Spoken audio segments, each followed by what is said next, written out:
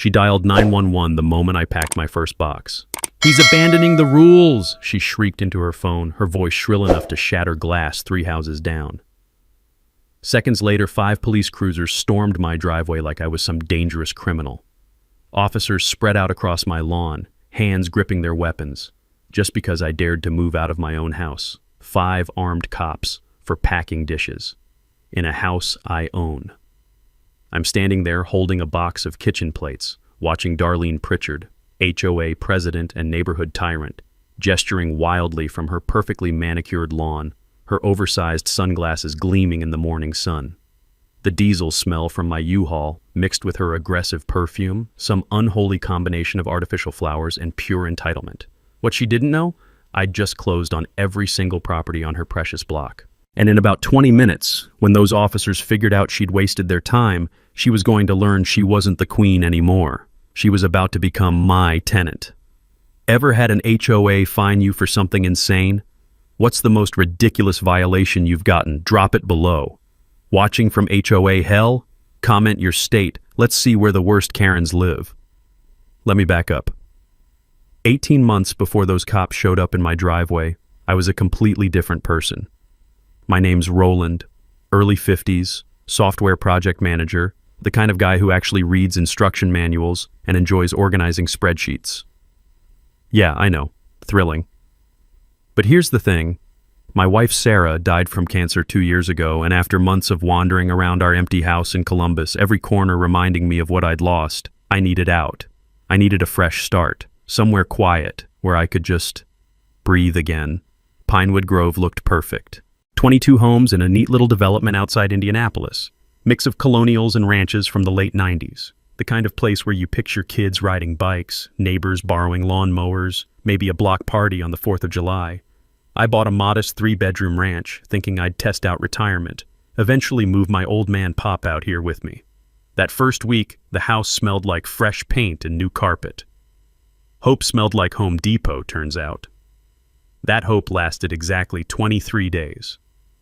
Darlene Pritchard knocked on my door on a Tuesday morning, and I knew immediately, something was off. Picture this.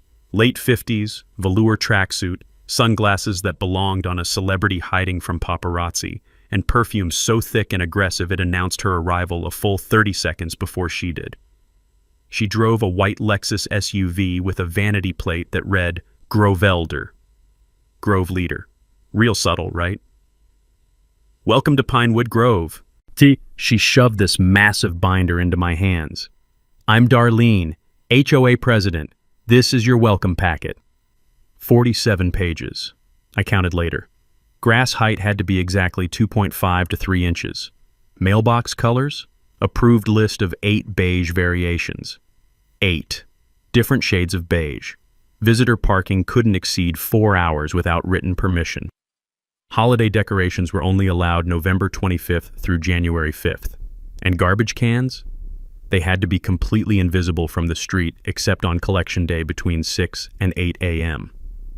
"We take community standards very seriously here," Darlene said with this smile that never touched her eyes. "I do weekly inspections, just to keep everyone compliant." The way she said that word, compliant, made my skin crawl. I should have seen it coming. But I was still in that grief fog where you just nod and go along because fighting takes energy you don't have anymore. 2 months later, I woke up to this sound, thwack, paper hitting my front door at dawn.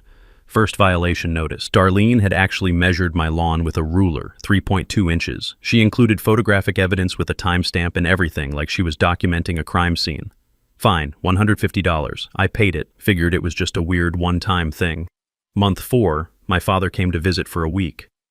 Pop's 76, Vietnam vet, drives this small camper because hotels kill his back.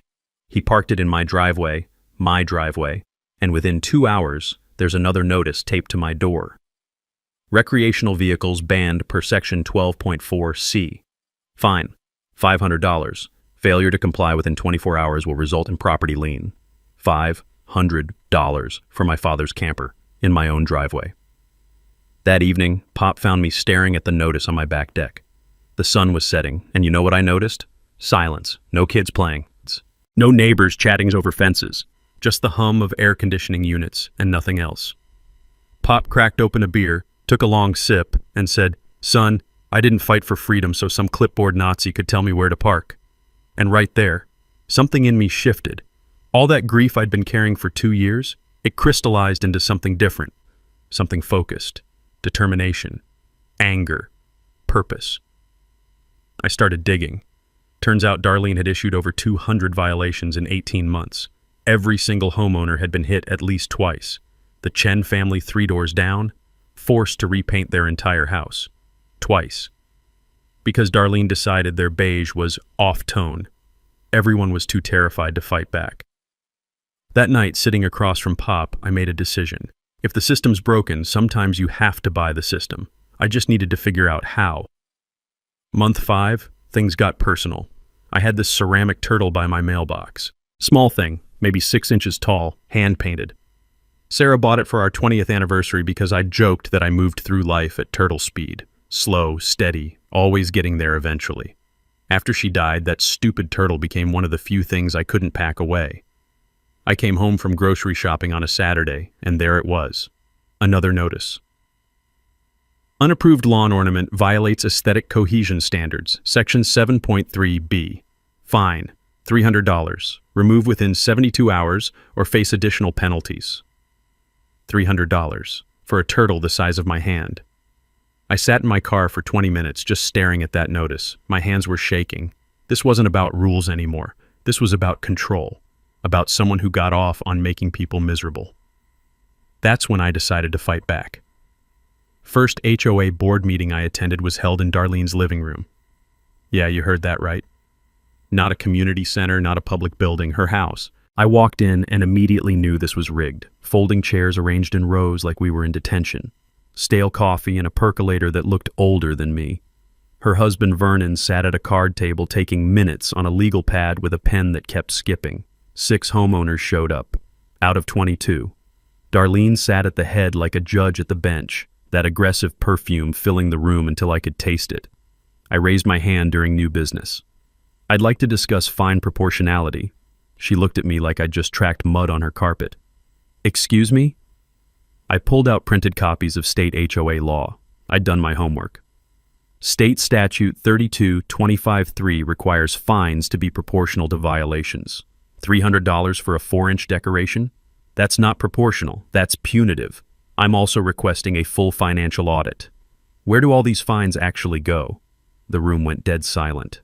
You could hear Vernon's pen scratching on paper. Darlene laughed. Actually laughed. We don't answer to renters.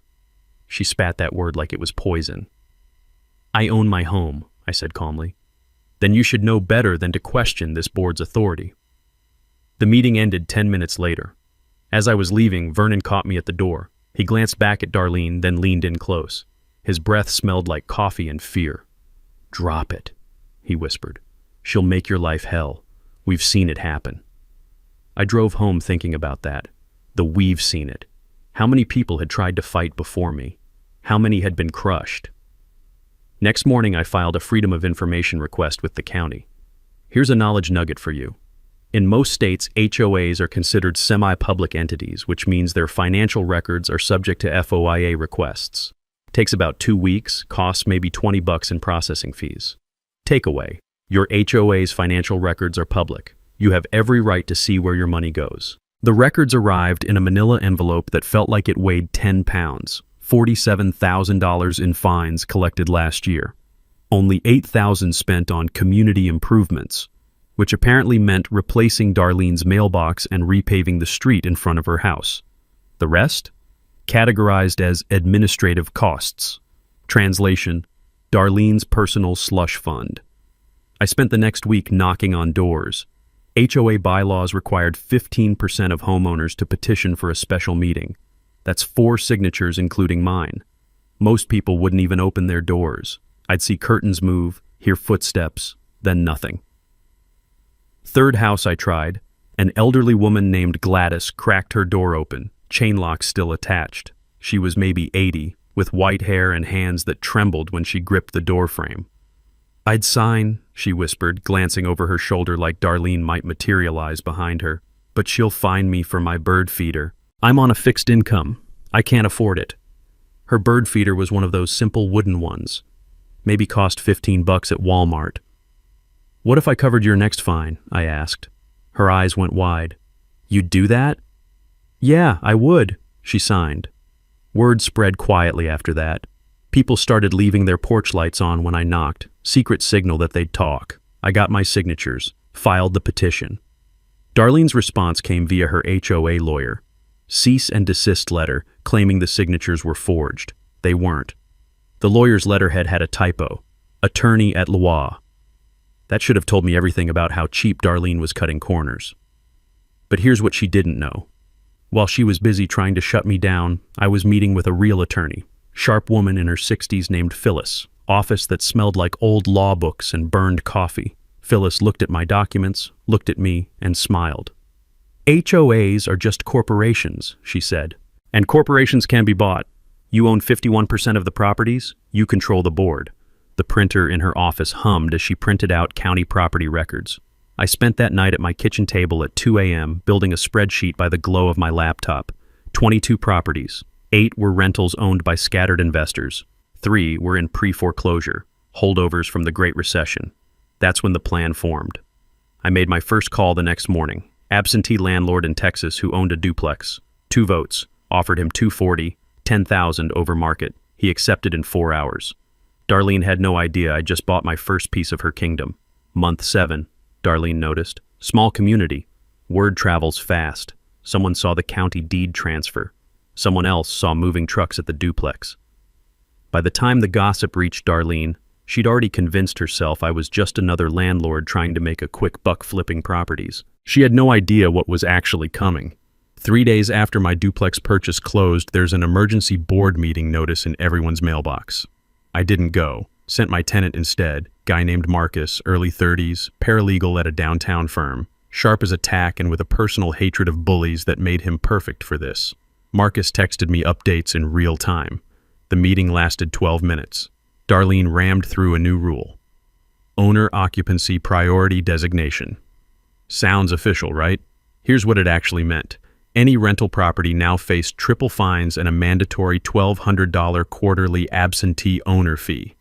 She was trying to make my investment unprofitable, force me to sell.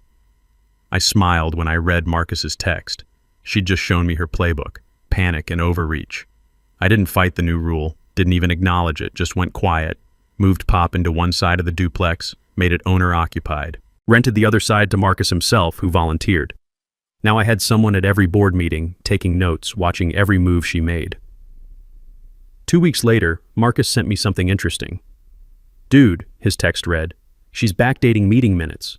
Vernon's literally changing dates on documents to make it look like rules were voted on properly. They weren't." Here's another knowledge nugget. Fraudulent HOA minutes aren't just unethical, they're illegal. Every rule change has to follow proper procedure: notice, quorum, vote, documentation. Skip any step? That rule is void. Fake the documentation? That's fraud, and board members can be held personally liable. Takeaway. Always request copies of meeting minutes. If dates don't match up or procedures were skipped, those rules can't be enforced. I filed that information away, ammunition for later. Meanwhile, I kept buying.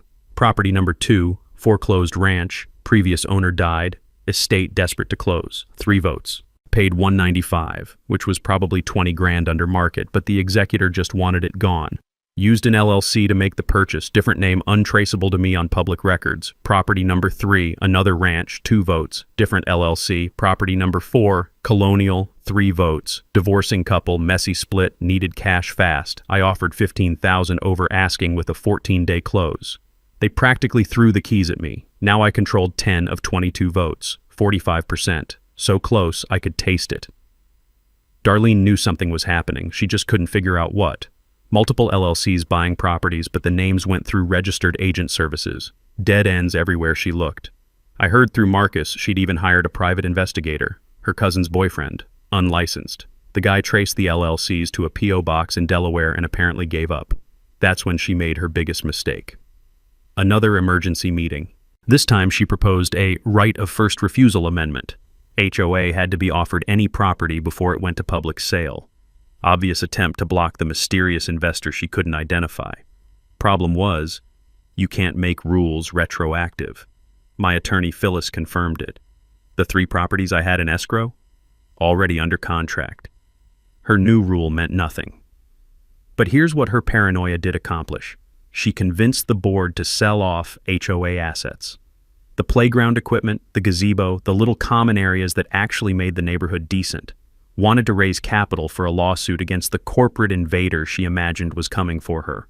The board rubber-stamped it like they always did. Vernon didn't even look up from his legal pad. I almost laughed when Marcus told me. She was literally dismantling the HOA to save it, making my eventual takeover easier. One evening, I drove to Sarah's grave. Small cemetery on the edge of town, quiet except for the wind moving through the oak trees. I sat on the bench by her headstone, holding a ceramic turtle I'd bought to replace the one Darlene made me remove. "You always said I overthink everything," I said to the stone. "But this time thinking's gonna save people." I left the turtle on her grave. Back home, I pulled up my spreadsheet. 10 votes out of 22. I needed 12 to hit 51%. Just 2 more properties. The question was, which ones? I studied the list. The Chens had been punished more than anyone, forced to repaint twice, fined constantly for invisible violations, and I'd heard through the neighborhood whisper network they were looking at houses in Maplewood, the next town over. Then there was Gladys, the elderly woman with the bird feeder. She'd mentioned once, quietly, that she couldn't keep up with the fines much longer, that she might have to sell. 2 targets, 2 opportunities. I made a note in my spreadsheet and started drafting offers. Darlene was so focused on finding the investor that she never considered the investor was already inside her walls, 1 property away from checkmate. Month 10, Darlene called another emergency meeting. This time it wasn't just paranoia, it was full-blown panic. Marcus texted me the agenda an hour before. Special assessment proposal. You're gonna want to see this. I stayed home. Let Marcus be my eyes and ears. Less suspicious that way. The meeting was packed. 18 homeowners showed up, which was unheard of. People were scared. You could feel it in Marcus's texts, the way he described the room. That chemical smell of fear mixed with Darlene's perfume, everyone sitting rigid in their folding chairs. Darlene stood at the front, hands gripping the podium like she was addressing the United Nations. "We face an existential threat," she announced. No greeting, no minutes from last meeting, just straight into fear-mongering. "Outside corporate forces are attempting to destroy our community. To protect Pinewood Grove, I'm proposing a special assessment of $5,000 per homeowner. This will fund our legal defense. $5,000 per house. To fight a lawsuit that didn't exist yet against an investor she couldn't even identify." Marcus said the room went dead silent for about 10 seconds. Then a young couple stood up. The Torrances, both elementary school teachers, 2 little kids. I'd seen them around, always looked exhausted, always friendly. Mr. Torrance's voice shook when he spoke. "We can't afford $5,000, we have student loans, 2 kids, we're barely making mortgage as it is." Darlene's response was ice cold. "Then perhaps Pinewood Grove isn't the right fit for your family." Marcus said you could have heard a pin drop. She'd just threatened to price out a family with kids. Said it out loud, in front of witnesses. Mrs. Torrance grabbed her husband's hand, and they walked out. That's when Marcus stood up. In his paralegal voice, calm, professional, the kind that makes you realize you're about to get legally demolished, he cited state statute. "Special assessments over $2,500 require a 67% homeowner vote, not a board decree. What you're proposing is illegal." Darlene waved him off like he was a mosquito. "The board has discretionary authority in emergencies." "Show me where in the bylaws," Marcus said. She couldn't, because it wasn't there. The meeting fell apart after that. People started arguing, demanding votes, questioning where previous fines had gone. Darlene adjourned early, practically ran out to her Lexus. But the damage was done. Homeowners were talking now, comparing notes, realizing they'd all been bled dry. 2 days later, Gladys called me. Her voice was so quiet I could barely hear her. "Roland, I need to sell. I can't do this anymore." She'd racked up $1,100 in fines over 6 months. Bird feeder violations, lawn height, unauthorized decorative seasonal flag. She'd hung a small American flag on the 4th of July, and Darlene fined her because it wasn't the approved size. Gladys was 83 years old, fixed income. Those fines might as well have been $10,000. I drove to her house that afternoon. She made tea, the kind that smells like bergamot and feels like somebody's grandmother hugging you. We sat in her kitchen with the afternoon light coming through yellow curtains. "I've lived here 19 years, she said, hands wrapped around her teacup. "Never thought I'd be driven out of my own home." I made her an offer right there. Asking price, plus I'd cover all her moving costs.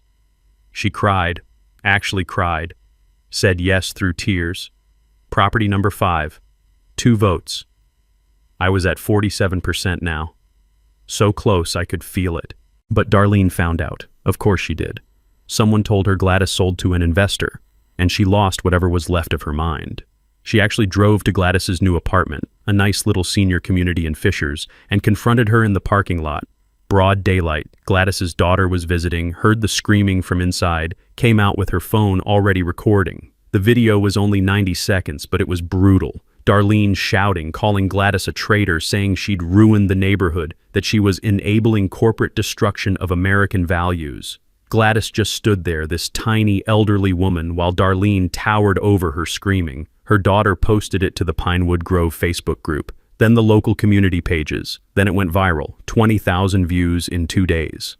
Comments flooded in from people sharing their own HOA horror stories. Someone recognized Darlene from her real estate days, dug up her old license suspension for ethics violations. The internet was doing my job for me. Meanwhile, I had my eye on the final piece. The Chens were actively house hunting. I'd seen them at open houses in Maplewood. They were done, finished, ready to escape. I approached Mr. Chen at a neighborhood 4th of July thing, just a few people grilling in someone's backyard, careful and quiet, like even celebrating felt dangerous under Darlene's watch. "I heard you're looking in Maplewood," I said quietly. He nodded. "We can't take another year of this. She made us repaint our house twice. Twice. Cost us $8,000. "What if I bought your house? $15,000 over appraisal. I'll cover your closing costs on the new place." He stared at me. "Why would you overpay?" I pulled out my phone, showed him the spreadsheet, 12 properties highlighted. His address blinking, waiting to be added. His eyes went wide. You're taking her down." "Yeah," I said. "I am, but I need your house to do it." He looked at his wife across the yard, then back at me. "We want to watch," he said. "When it happens. We want front row seats." Deal. We shook on it. The sale closed 3 weeks later. Property number 6, 3 votes, 53%, 12 out of 22 votes. I had control. I scheduled a board election per the bylaws. 30 days notice. Can't be blocked. Democratic process. Darlene still thought the LLCs were separate investors. She had no idea they were all me. No idea that in 30 days, she'd be standing in front of a room full of people learning exactly who'd beaten her. The countdown had started. 3 days after the Chen sale closed, Mr. Chen called me. "Can you come over? I have something you need to see." I drove over that evening. He met me at the door with a manila folder, the kind that's been stuffed so full the edges are splitting. His hands were shaking slightly as he handed it to me. When Darlene made me temporary board secretary back in 2019, just for 2 months while Vernon had surgery, I had access to everything. Files, emails, bank accounts. And I'm an accountant, Roland. Numbers talk to me. These numbers were screaming. I opened the folder. Holy hell. First document, bank statements showing transfers from the HOA operating account to a business account labeled Grove Management LLC. $31,000 over 3 years, categorized as consulting fees. I looked up at Chen. Let me guess, Grove Management is Darlene's shell company, filed with the state under her maiden name. It's her, just her. Textbook embezzlement. Second document, email chain between Darlene and her brother-in-law's construction company. Quotes for HOA repairs, new mailboxes, fence work, pressure washing. Every quote was inflated by 30 to 40% compared to market rate. And at the bottom of one email, in black and white, 20% finder's fee per usual. Kickbacks. Documented kickbacks. Third document. This one made my blood run cold. Lien paperwork on a homeowner's property. Guy named Patterson lived on the north end. Owed fines, according to Darlene. She'd placed a lien that prevented him from refinancing his mortgage. He'd lost out on a refi that would have saved him $40,000 over the life of the loan. Chen handed me another paper. Patterson's bank records. I got them from him after he moved out. He paid those fines, paid them in full. She placed the lien anyway. Fraud. Criminal fraud. I sat at Chen's kitchen table for an hour, going through every page while he made coffee that we both forgot to drink. The afternoon light faded to evening. My hands were steady, but my mind was racing. "Why didn't you use this before?" I asked. Chen looked down. I was scared. She destroyed families, Roland. The Johnsons, the Patels, that young couple with the baby, all gone because they fought back. I kept these as insurance, but I never had the courage to pull the trigger. Then you showed up. I called Phyllis, my attorney, right from Chen's kitchen. She drove over, reviewed everything under Chen's dining room lamp. "This is felony embezzlement," she said, pen tapping against her notepad. "Civil fraud, and HOA board members have fiduciary duty, same legal standard as corporate executives. She breached it. She's personally liable. So is Vernon for signing off on these transfers." Knowledge nugget. HOA board members aren't just volunteers. They have legal fiduciary duty. Breach it, and you're personally on the hook for damages, both civil and criminal. I had everything now. Voting majority, criminal evidence, community support from that viral video, the whole package. Phyllis looked at me. "You could turn this over to the DA tomorrow. End this fast." "No," I said. The election's in 27 days. I want her in that room. I want everyone to see exactly who she is. Then we press charges." Chen smiled for the first time in probably months. "Maximum humiliation. Maximum accountability," I corrected. "But yeah, also humiliation." That night, Darlene made her fatal mistake. She filed a lawsuit, actual lawsuit against unknown investors, for conspiracy to undermine HOA integrity. Hired an expensive lawyer, burned through $18,000 of HOA reserves just for the retainer. Then she sent threatening letters to every homeowner. Anyone found collaborating with hostile investors will face maximum enforcement of all community standards. The letters landed in mailboxes the next morning. By noon, a secret Facebook group had formed, Pinewood Grove Truth. 14 of 22 homeowners joined in the first 2 hours. Marcus became moderator, kept my identity secret. People started sharing everything, photos of violation notices, screenshots of fine amounts, stories of Darlene's cruelest moments. One woman posted a picture of her daughter's chalk drawing on their driveway, the one that earned them a $400 fine. The group became a digital war room, and Darlene had no idea it existed. 27 days until the election, 27 days until everything came out. I could smell it in the air, not her perfume this time, but something else. Fear. Her fear, and it smelled like victory. My dining room became mission control. I'm talking papers everywhere, laptops open, printer running hot enough to smell like burning plastic. Pop started calling it the war room, and honestly, that's exactly what it was. The team assembled over the next week. Core group, me, Phyllis the attorney, Marcus the paralegal, Chen the accountant, and Gladys, who insisted on helping despite being in her 80s. "I want my bird feeder back," she said, "and I want to watch that woman pay." New recruits came quick. The Torrances, those young teachers Darlene threatened, offered to handle social media documentation. Bernard, this retired postal worker in his late 60s who knew every single homeowner's story by heart, and a local reporter named Kate from the county newspaper who'd been following the Facebook group and smelled blood in the water. "This is my Watergate," Kate said when she showed up at my door. "Small-town corruption exposed. I want the exclusive." We mapped out the strategy on a whiteboard I'd bought from Staples. Prong 1, legal takeover. Chen drew the ownership structure in blue marker. 12 properties, 53% control.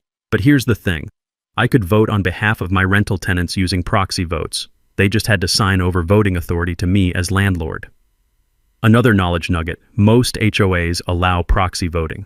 If you own rental properties, your tenants can authorize you to vote on their behalf. Stack enough proxies, and you can control elections even without owning a majority. With proxies, I had effective control of 14 votes, 64%. I could nominate anyone I wanted for the board. Darlene couldn't stop it. Prong 2, criminal evidence. Phyllis organized Chen's documents into prosecutor-ready format. She'd done white-collar crime cases before, knew exactly how DAs thought. We've got 17 homeowners with documented damages from fraudulent fines, she said, highlighter squeaking across papers. That's a pattern of behavior. You know what that means? RICO statutes, racketeering. This isn't just fraud, it's organized fraud. Total damages, $127,000. Enough to destroy Darlene financially, even if she avoided prison. Prong 3. Public relations. Kate wanted the story to drop the morning of the election. Maximum impact. She spent a week interviewing victims. People finally felt safe talking with a reporter involved. Bernard arranged interviews. Gladys made cookies for people too nervous to talk without something to hold on to. Small touches, but they mattered. Kate drafted the headline, HOA President's 31K Secret, Embezzlement in Pinewood Grove. She showed me the article 3 days before publication. It was devastating. Quotes from 8 homeowners, photos of the bank transfers, sidebar about Darlene's old real estate license suspension. This goes live at 6 a.m. on Election Day, Kate said. She'll wake up famous, for all the wrong reasons. Prong 4. Community healing. This was the part that mattered most to me. Late one night, just me and Pop at the kitchen table with beers going warm, I laid out my vision. After we take the board, we dissolve the HOA entirely. Requires 75% vote, but I think we can get it. Refund every illegitimate fine. Convert the common areas to public parks. Deed them to the city so everyone benefits, not just us. And the money we recover? Embezzlement restitution, settlement from the lawsuit? We start a community fund, scholarship for local kids. Pop was quiet for a minute, then, what would you call it? Sarah's Second Chances Scholarship. He nodded. Didn't say anything else.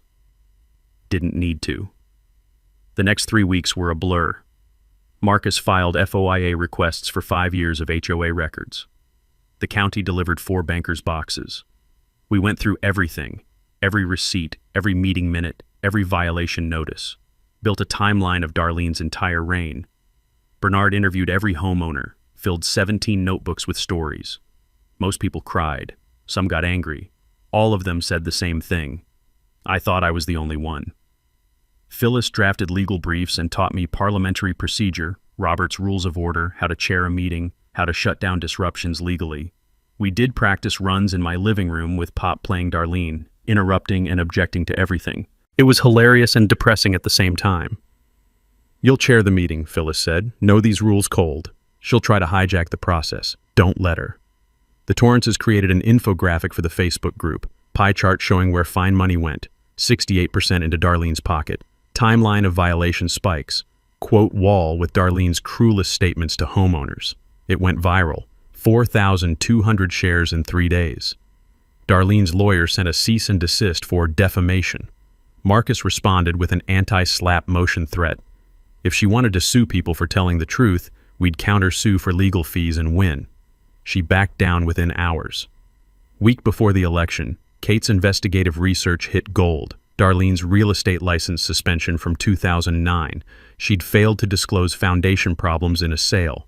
The buyer sued, she lost. State suspended her license for 18 months. Pattern of unethical behavior going back 15 years. I rented the community center for election night, neutral venue, public space, HOA bylaws required it, set up folding chairs for 50 people, podium with microphone, projector for displaying documents. 2 cameras on tripods for Facebook Live plus backup recording. I even did a tutorial-style video explaining to the Facebook group, most HOA horror stories happen because homeowners don't know the bylaws. Read your CC&Rs, know your rights. Attendance is your weapon. Show up, vote. That's how you win. Final night before election, we had dinner at my house. Whole team, plus pizza because nobody had energy to cook. We went around the table. Everyone shared why they were fighting.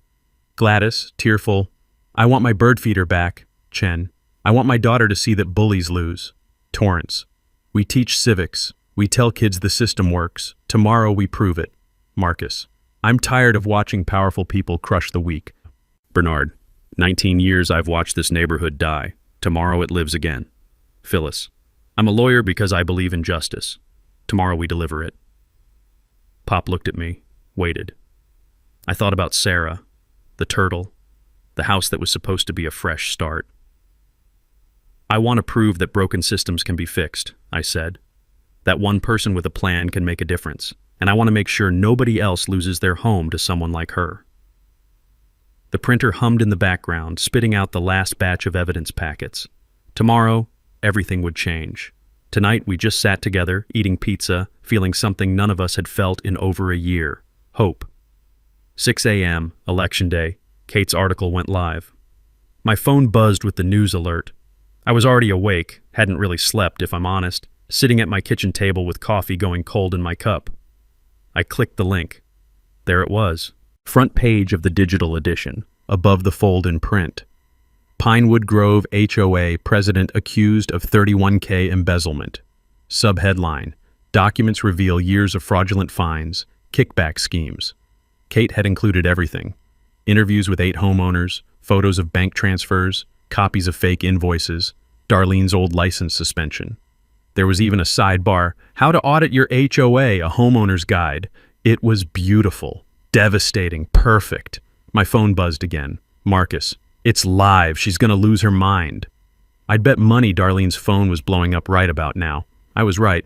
According to the neighborhood gossip chain that lit up within the hour, Darlene's neighbor had texted her the article link at 5:47 a.m. She'd called Vernon screaming so loud the neighbor heard it through the walls. This is defamation! Sue them! Sue the paper! Sue everyone! Vernon, for the first time in 8 years, apparently grew a spine. Dar, if this is true, I could go to jail. I signed those checks. My name's on those documents. First crack in the armor. By noon, the article had been shared over 800 times. Local TV news picked it up, sent a crew to the neighborhood.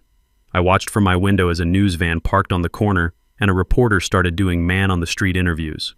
Bernard walked right up to them. God bless that man. She fined a widow $400 because her gutter was dented, he told the camera. That gutter was dented when she bought the house. Darlene knew it. Fined her anyway. The Torrances came out next, Mrs. Torrance holding their youngest. $600 because our kids drew on our driveway with chalk, washable chalk. It rained that night. She still made us pay. Homeowners who'd been hiding for months suddenly emerged, blinking in sunlight like prisoners released from cells. People stood on sidewalks talking to each other for the first time in years, comparing stories, realizing they'd all been victims of the same crime. Darlene tried to do damage control. At 5 p.m., 2 hours before the election meeting, she sent an email blast to all homeowners. Meeting postponed due to legal review of defamatory claims.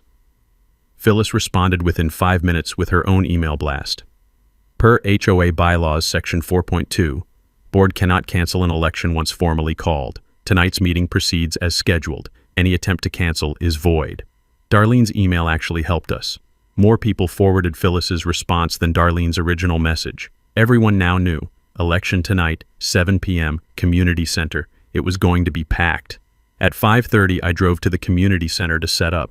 I was carrying boxes of evidence when I saw her. Darlene's white Lexus, parked in the fire lane like rules didn't apply to her. She was inside the building arguing with the Community Center manager. This room is double booked, she was saying, voice sharp and high. There's been a mistake. I walked up behind her, set my box down with a heavy thunk. No mistake, I rented it. Here's the contract. I pulled the rental agreement from my folder, showed it to the manager. The manager looked at it, looked at Darlene, shrugged. He's paid through 9 p.m., ma'am. It's his room. Darlene turned to face me. Up close, I could see cracks in the foundation. Her makeup was heavier than usual, like she was trying to paint over exhaustion. Her perfume was so strong my eyes almost watered, covering the smell of stress, sweat, and fear. You, she hissed. Me, I said calmly. See you at 7. I walked past her into the room and started setting up. She followed me out to the parking lot 10 minutes later, phone pressed to her ear. I was loading more boxes when a county commissioner's car pulled up. Big guy, late 50s, American flag pin on his lapel. Harvey Morrison, political hack who'd been on the county board for 20 years. I'm here to ensure fair proceedings, Harvey announced, all puffed up and official. Marcus, who'd just arrived, stopped dead. Commissioner Morrison, isn't your brother the owner of Morrison Construction? Harvey's face went red. I don't see how that's relevant. Morrison Construction, the company that's received over $40,000 in contracts from this HOA. The same company documented in today's news article as being part of a kickback scheme. You could see Harvey's brain working, trying to figure out how a random paralegal knew his brother's business. I'm here in my official capacity. You're here in a conflict of interest, Marcus said flatly. There are TV cameras over there. Want to explain your presence to them? Harvey actually glanced at the news van parked on the street, muttered something about reviewing his calendar, got back in his car, and left. Darlene watched him drive away. The look on her face, that was the moment she realized she was alone. By 6:30, cars were lining the street. I counted through the window. 38 people filing into the community center. Record turnout. Everyone wanted to watch. Darlene sat up at the head table with Vernon and the two other rubber stamp board members. Vernon wouldn't look at her, just stared at the table, pen in hand, looking like he wished he could dissolve into the floor. I sat in the back row, anonymous, quiet. Darlene banged her gavel. She'd actually brought a gavel like this was a real courtroom, and called the meeting to order. Before we begin, she announced, voice shaking slightly, we must address the defamatory article published this morning. I move that we vote to hire a crisis PR firm at a cost of $25,000 to combat these malicious lies. Someone in the audience groaned. We don't have $25, let alone $25,000. Darlene ignored them. All in favor, I stood up. Point of order. She looked at me like I'd just slapped her. You're not on the board. Sit down. Bylaws Section 4.5, I said calmly, pulling out my copy. Any homeowner may raise procedural questions during meetings, and Section 4.8 states that when elections are on the agenda, they must be the first item addressed. No other business can proceed until elections are completed. Phyllis stood up next to me. He's correct. I'm an attorney, Ms. Pritchard, and I can cite the specific case law if you'd like. Proceed to elections or this entire meeting is invalid and subject to legal challenge. Darlene's face went from pink to red to almost purple. This is my meeting, she snapped. Actually, I said, walking toward the front, it's a meeting of the Homeowners Association, which means it belongs to all of us, so let's have that election. The room erupted in applause. Darlene slammed her gavel so hard it cracked. Fine, fine. Nominations for board president. Bernard stood. I nominate Roland. Who seconds? Darlene's voice dripped with contempt. 12 hands shot up. All my tenants plus allies. Darlene stared at the hands. Who are you people? I walked to the podium, connected my laptop to the projector. I'm Roland, I said to the room. Some of you know me, most don't. I moved here 18 months ago looking for peace after my wife died. Instead, I found tyranny. The projector lit up behind me. Chen's ownership map appeared on the screen, 12 properties highlighted in blue, spreading across the neighborhood like pieces on a chessboard. I own 53% of this neighborhood, I said quietly. 12 properties, 12 votes. I control this HOA, and I'm done with the tyranny. The room went dead silent. I heard someone gasp. Someone else whispered, "Holy hell." Darlene just stared at the screen, her mouth open, face going pale under all that makeup. Vernon stood up, grabbed his legal pad, and walked out. Just left. Abandoned her completely. The two other board members looked at each other, then quietly started gathering their things. Wait, Darlene said, voice cracking. Wait, this isn't... You can't... But before we vote, I continued, clicking to the next slide, everyone needs to see exactly what's been happening in this HOA. The first bank statement appeared on screen, and Darlene's world started to end. The bank statement glowed on the projector screen, stark white background, black text, numbers that told a story of theft. $31,428, I said, my voice echoing in the silent room. Transferred from the HOA operating account to Grove Management LLC over 3 years. Grove Management is a shell company registered to Darlene Pritchard. It's her. Just her. Paying herself with your money. Click. Next slide. Here's the email chain with Morrison Construction. Notice the quotes. $800 to replace a mailbox that costs $90 at Home Depot. $1,500 to pressure wash a fence that should cost $300. And at the bottom of this email, in writing, 20% finder's fee per usual. That's a kickback. That's fraud. Darlene stood up, her chair scraping loud against the floor. Those are fake! Photoshopped! You fabricated... They're from county records, I said calmly. And the HOA's own files. Everything's been authenticated by a forensic accountant and verified by the county clerk's office. You want copies? They're sitting right here. I gestured to the boxes of documents by my feet. Click. Next slide. This one's my favorite, I said, though favorite wasn't really the right word. Patterson family, remember them? Lived on Oakmont Drive until 2 years ago. Darlene claimed they owed fines, placed a lien on their house. That lien prevented them from refinancing their mortgage. They lost $40,000 in savings over the life of their loan. I pulled out another sheet. Here's Patterson's bank records, showing he paid every fine, in full, before the lien was filed. She placed a fraudulent lien on a family's home. The room erupted, people shouting questions. Someone yelling, "I knew it!" A woman in the third row started crying. I recognized her as Patterson's sister who still lived in the neighborhood. Phyllis stood up, voice cutting through the chaos. "I'm attorney Phyllis Chen. I've provided all of this evidence to the district attorney.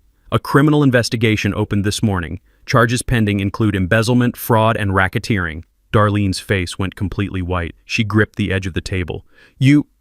She pointed at me, her hand shaking. "You came here to destroy me. You planned this whole thing." "No," I said. "I came here for a fresh start after my wife died. You destroyed yourself. I just documented it." I looked around the room. At Gladys, sitting in the second row with tears streaming down her face. At the Torrances, holding hands. At Bernard, who was nodding slowly. At Marcus, filming everything on his phone for the Facebook group. Every fine you've issued, every rule you've enforced, every threat you've made, it was all about control, about power, about money. You weren't protecting this community, you were bleeding it dry. Darlene looked around the room searching for support, found nothing. The other board members had fled. Vernon was gone. Every face stared back at her with anger or disgust or vindication. Kate, the reporter, stood up from the back row. "Ms. Pritchard, are you aware that Morrison Construction, the company you've been receiving kickbacks from, is currently under FBI investigation for bid rigging in 3 counties? Darlene's knees actually buckled. She caught herself on the table. She hadn't known. I could see it on her face. Her brother-in-law's company wasn't just crooked, it was federally crooked, which meant she wasn't just facing state charges, she was facing federal investigation. "This is a witch hunt," Darlene said, voice cracking. "I'm leaving. I don't have to sit here and..." Bernard stood up, all 6 feet of retired postal worker, arms crossed. "You owe me $1,100 in fraudulent fines. You're not leaving until we vote." Other homeowners stood too, not blocking the door, not touching her, just standing. Witnesses, a wall of people who refused to let her run.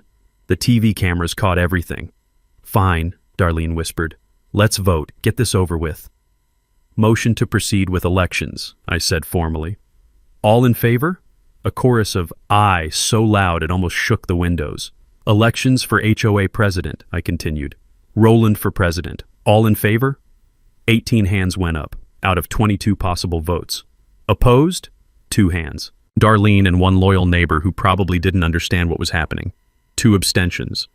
Motion passes. I'm the new HOA president. My first official action. Darlene Pritchard is removed from all HOA accounts, effective immediately. Second action, we're hiring an independent auditor. Third action, all expenditures over $100 are frozen pending audit review. Fourth action, all fines issued in the last 18 months are voided pending legitimacy review. I paused, looked directly at her. Fifth action, you're fired, Darlene. Not just from the board. From any involvement with this community. You're done. The room erupted in applause. People standing, clapping, some crying, some hugging. Darlene grabbed her purse, her hands shaking so badly she dropped it twice. She had one last moment of defiance, stood up straight, tried to put on that imperious expression. You'll regret this, she said. I built this community. I made it valuable. You're all ungrateful.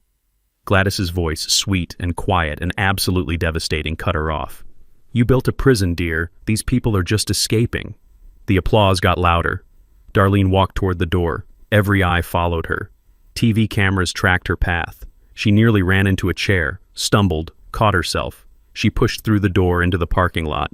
The cameras followed her to her white Lexus. She got in, started it, backed up so fast and careless she nearly hit a mailbox. Someone had their phone out. The video of her driving away, flustered and defeated, was on the Facebook group within minutes. It went viral by morning. 2.3 million views in 48 hours. But inside the community center, we weren't thinking about viral videos. The room exhaled, collectively, like everyone had been holding their breath for years and finally could breathe. People swarmed me, Handshakes, hugs, thank yous. Mrs. Torrance was crying. Mr. Chen was grinning so wide I thought his face might split. "You saved us," someone said. "We saved each other," I told them. "I just had resources. You had courage to keep living here. That's harder." Someone banged on the door. Everyone tensed. Was Darlene back? No, county sheriff. Someone had called, probably Darlene, reporting an assault. "Who's in charge here?" the sheriff asked. 40 people pointed at me. I walked over. "I'm Roland, new HOA president. There's been no assault. We held an election. Every second was recorded on multiple cameras. You can review the footage." The sheriff looked around the room, looked at the cameras, looked at me. "She called 20 minutes ago claiming she was attacked." "She's lying," Bernard said. "We have 18 witnesses and video proof. Nobody touched her." The sheriff sighed, the sigh of someone who dealt with Darlene before. "Yeah, that tracks. Sorry to bother you folks." He left. And whatever remained of Darlene's credibility crumbled to dust. Marcus had been reviewing files on his laptop during all the chaos. Suddenly he stood up. "Roland, you need to see this." I walked over. He showed me a deleted email he'd recovered from the HOA laptop. Darlene had left it in the building. Subject line, Gladys foreclosure timeline. Darlene had been planning to foreclose on Gladys's house. 2 weeks away from filing, she would have seized the property, sold it at auction, pocketed the proceeds. I looked over at Gladys, who was laughing with neighbors, genuinely happy for the first time since I'd known her. I'd saved her house without even realizing how close we'd been to disaster. "Print that," I told Marcus quietly. "It goes to the DA too." The meeting wrapped up around 9. I outlined next steps. Full audit in 2 weeks, town hall to present findings, then a vote on dissolving the HOA entirely. People lingered afterward.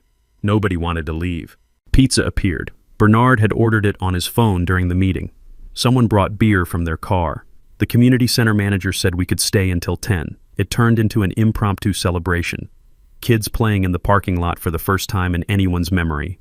Adults talking, laughing, swapping phone numbers, making plans. I stepped outside into the cool night air. Could smell honeysuckle from somewhere nearby. Could hear the buzz of conversation and laughter from inside. Pop walked out, handed me a beer. "Your wife would be proud," he said quietly. I looked at the ceramic turtle I'd put on the community center steps. Brought it from home, kind of a mascot now. "Yeah," I said. Yeah, she would. Tomorrow would bring consequences. Legal proceedings, paperwork, rebuilding. But tonight? Tonight we just stood there, listening to the sound of a community coming back to life. And it sounded like hope. 2 weeks later, the community center was packed again. 67 people this time. Every homeowner plus media, 3 TV stations now, Kate from the newspaper, even a crew from a true crime podcast. The auditor's report sat on the table like a bomb waiting to detonate. 148 pages. I'd read every single one. The new board sat at the front, me, Chen, Bernard, Mrs. Torrance, 4 people who actually gave a damn about this community. Vernon had resigned via email, gone into hiding. The other rubber stamp members had fled too. Nobody wanted to be associated with what was coming. Darlene showed up. I'll give her credit for that. Most people would have hidden. But she walked in at 6:58, 2 minutes before start time, with a new lawyer. Actual criminal defense attorney this time, suit that cost more than my monthly mortgage. She sat in the back row, arms crossed, defensive, trying to look defiant, but mostly looking scared. The lawyer had clearly told her to stay silent. Smart advice. I called the meeting to order at 7 sharp. "Thank you all for coming. We have the independent audit results. They're extensive. I'm going to walk through the findings, and I want to be clear. Every number has been verified by a certified forensic accountant. Copies are available for anyone who wants them." I clicked to the first slide. Total embezzled from HOA accounts, $31,428, confirmed. Click. Kickbacks documented from Morrison Construction and 2 other contractors, $18,200. Click. Fraudulent fines. Fines issued with no legitimate basis or fines issued for violations that never occurred.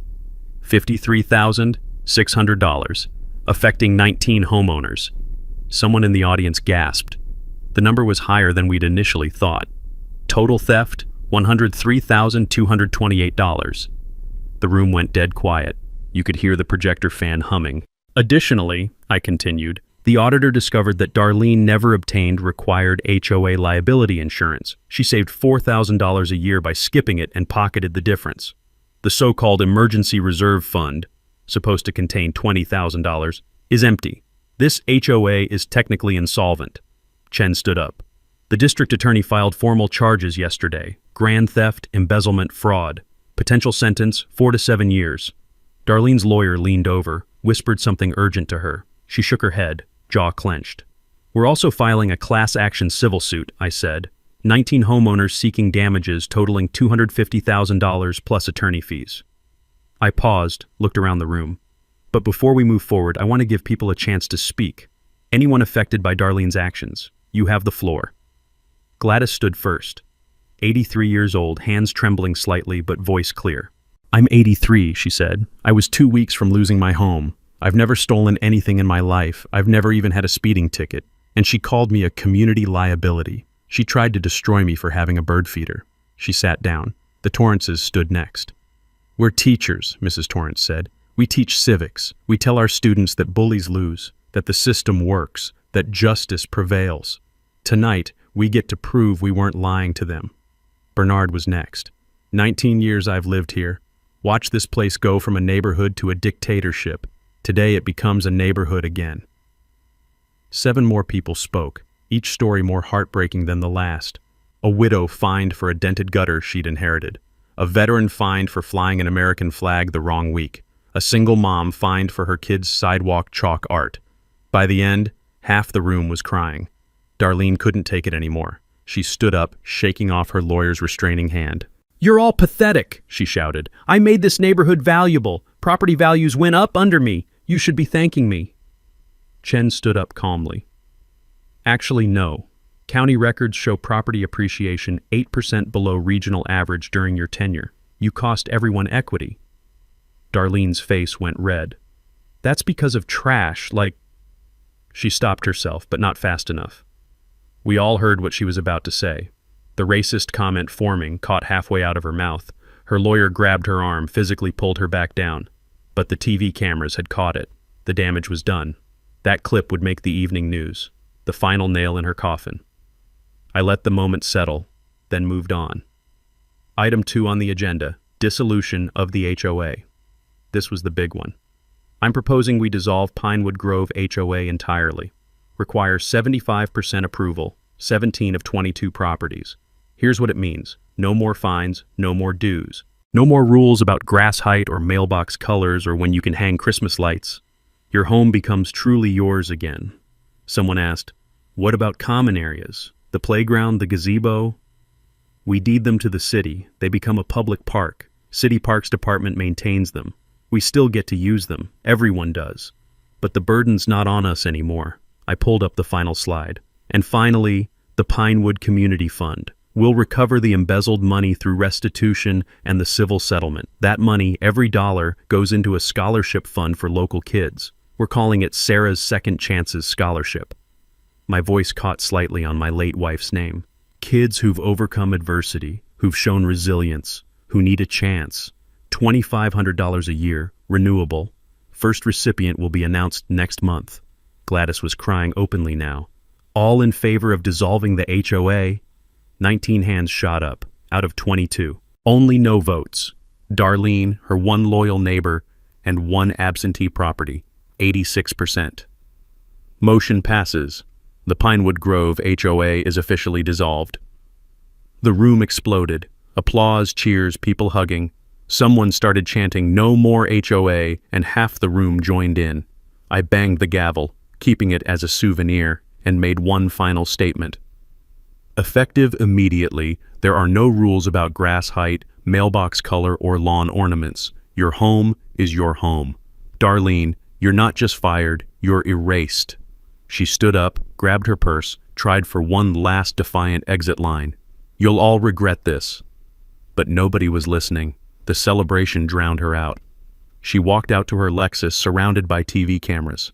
The video of her leaving, fumbling with her keys, driving away while reporters shouted questions, went viral by morning.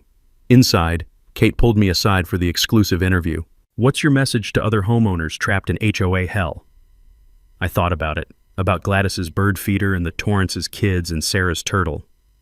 "Read your bylaws," I said. "Show up to meetings, numbers are power, and if all else fails, buy the board." I smiled. She smiled. The clip became the lead story on every local news channel. By the end of the week, "Man buys entire neighborhood to fire HOA president" was trending nationally. But that night, we didn't care about headlines. Someone had brought more pizza. Someone else had strung up lights in the parking lot. Music started playing from somebody's car stereo. Impromptu block party. First real celebration Pinewood Grove had seen in 8 years. I stepped outside, watched kids running around playing tag while parents laughed and talked. This was what community was supposed to look like. Pop appeared next to me with 2 beers. "Think she'll actually go to jail?" "Yeah," I said. "I do." And honestly, after everything she'd done to these people, to Gladys, to families just trying to live their lives, she deserved every single day.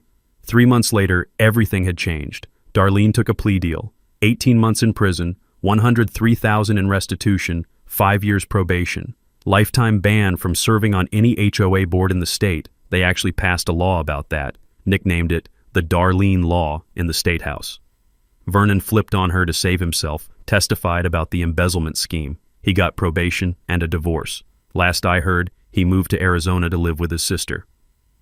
The civil settlement came through. Every homeowner got refunds for fraudulent fines. I covered the shortfalls out of my own pocket, about $12,000, but honestly, it was worth every penny to see the looks on people's faces when they got those checks. The neighborhood transformed. Lawns became personal again. Some people kept them manicured like golf courses. Others planted wildflower meadows. The Chens put in a vegetable garden. Bernard installed a mailbox shaped like a trout. It's hideous and wonderful and makes me smile every time I drive past. Holiday decorations went up and never came down. One house has Christmas lights running year-round now just because they can. It's become a running joke. Kids actually play outside. Sidewalk chalk art everywhere. You can hear laughter on summer evenings. The monthly potlucks started organically. First one was just 5 families in Bernard's backyard. Last month we had 43 people. Gladys won the pie contest for the 3rd year running. Her cherry pie is legendary now. I kept 8 properties as rentals, charged 15% below market rate, rent to families and students and veterans who need affordable housing. Took a financial loss on 2 properties when I sold them back to families who wanted to own again. $30,000 total. But money isn't why I did any of this. Sarah's Second Chances Scholarship launched with $47,000 in the fund. The recovered embezzlement money plus my personal contribution. First recipient was the Torrance's daughter, heading to college to become a teacher like her parents. $2,500 a year, renewable. Applications come from all over the county now. Kids who've lost parents, kids who've fought illness, kids who've overcome poverty. We've given out 8 scholarships so far. Pop lives permanently in one of my properties now. We have dinner twice a week. He's made friends with Bernard. They go fishing every Saturday, come back with stories that get more elaborate each time. I planted a garden where Sarah's ceramic turtle sits by my front door. Perennials, all her favorites. Black-eyed Susans, coneflowers, lavender. Installed a bench with a small plaque. Sarah's garden, sit, rest, grow. Neighbors actually use it. I'll come home and find strangers sitting there reading or just enjoying the afternoon. That's exactly what Sarah would have wanted. Marcus got hired full-time at Phyllis's law firm. He's considering law school now, says he wants to fight for people who can't fight for themselves. Bernard wrote a book about the whole experience. Self-published it on Amazon, HOA Hell, How We Fought Back. Sold 6,000 copies, mostly to people trapped in their own HOA nightmares. He donates profits to the scholarship fund. We get calls now. Other neighborhoods facing the same thing. Tyrannical boards, fraudulent fines, embezzlement. Marcus and I consult for free, walking people through the process, how to request audits, how to organize, how to fight back legally. Helped 4 communities so far. 3 successfully removed corrupt boards. 1 dissolved their HOA entirely. The local news did a follow-up story 6 months after the election. Filmed the neighborhood during one of our potlucks. Kids playing, people laughing, Gladys's bird feeder prominently displayed in her front yard. Property values actually went up 12% after the HOA dissolved. Turns out people will pay more to live somewhere they're actually free. We have an annual celebration now, Liberation Day we call it. Anniversary of the dissolution vote. Last one had over 80 people, live band, food trucks, kids bouncing in an inflatable castle, adults playing cornhole and drinking beer. I sat on the curb with Pop during the party, watching the chaos in the best possible way. "You missed the fight?" Pop asked. I thought about it. About spreadsheets and property deeds and late nights planning. "Nah," I said. "This is the win." A kid ran up, maybe 5 years old, one of the Torrance kids' friends, and handed me a piece of sidewalk chalk. "Draw with us." I looked at the ceramic turtle on my lawn, catching the late afternoon sun. Thought about Sarah, about fresh starts and second chances and communities worth fighting for. Drew a big yellow sun on the sidewalk. The kid added stick figures holding hands. My phone buzzed. Marcus. Got a call. HOA in Riverside doing the same thing Darlene did. Worse, actually. Military widow about to lose her house. I showed the text to Pop. "Here we go again," he said. "Someone's gotta," I replied. But that's a story for another time. For now, I'm just going to sit here on this curb, in this neighborhood that fought back and won, surrounded by people who've become family, and enjoy the sound of freedom. Because that's what this is. The sound of people living their lives without fear. The sound of kids playing without looking over their shoulders. The sound of a community that remembered how to breathe. Here's what I want you to do. If you've got an HOA nightmare story, drop it in the comments. We're collecting them, building a database. Some of your stories might become our next investigation. And if this fired you up, if you felt that rush of justice watching a bully finally face consequences, hit that subscribe button. We've got 47 more stories just like this one. People who fought the system and won, underdogs who became warriors, communities that said enough and meant it. Because here's the truth. Broken systems stay broken until someone decides to fix them. Sometimes that someone is you. Sometimes you just need a plan, some courage, and a ceramic turtle to remind you what you're fighting for. Welcome to the Grove, where lawns grow wild, kids draw on sidewalks, and Karens learn that tyranny always has an expiration date. Thanks for hanging out with us on HOA Stories, where the HOA Karens meet their match.